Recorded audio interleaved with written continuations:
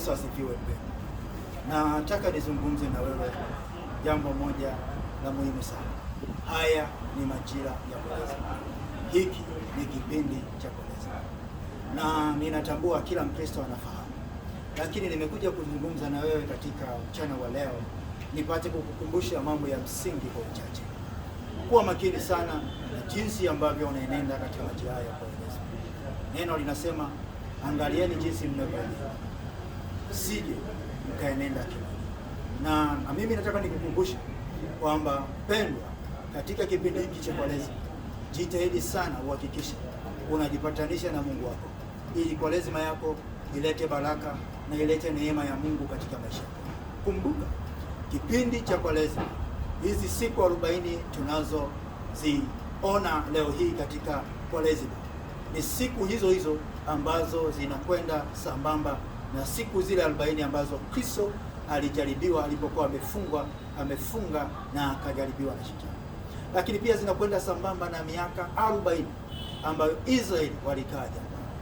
Nataka nikwambie, kipindi cha Kwaresima ni kipindi muhimu cha kila mmoja kuyatafakari maisha yake, kujipatanisha na Mungu, kumhitaji Mungu katika njia zake.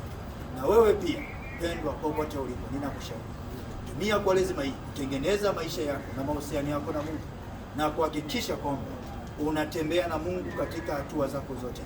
Unamuona Mungu katika maisha yako, iwe ni asubuhi, iwe ni mchana, iwe ni jioni, iwe ni usiku. Tumia majira haya ya Kwaresima kuhakikisha kwamba kama kuna mahali unapaswa kutengeneza, uweze kutengeneza. Kama kuna mahali unapaswa kuomba toba, uweze kuomba toba. Pendo, usichukulie kipindi cha Kwaresima kama vipindi vingine vilivyozoeleka. Neno linasema hivi, kwa kuwa neno msalaba kwao waliopotea ni upuuzi, lakini kwao wanaokolewa ni nguvu ya Mungu iletayo wokovu. Usije ukachukulia kipindi hiki cha Kwaresima kama vipindi vingine vilivyozoeleka. Haitakusaidia. Na utaona Kwaresima inaenda na inaisha, na kwako hakutaleta matokeo yote.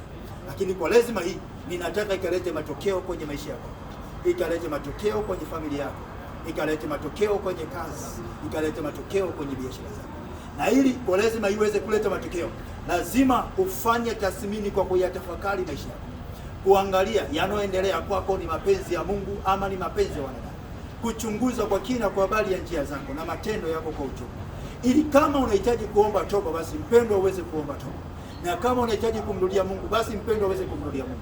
Jitafakari kwa kina. Mungu akusaidie katika majira haya ya Kwaresima uweze kutengeneza zaidi na Mungu, mahusiano yako yakapata kumpendeza Mungu na maisha yako yapate kubarikiwa. Nikutakie baraka za Bwana na nikutakie Kwaresima njema mwaka huu 2026. Mkono wa Mungu uwe juu yako. Amen.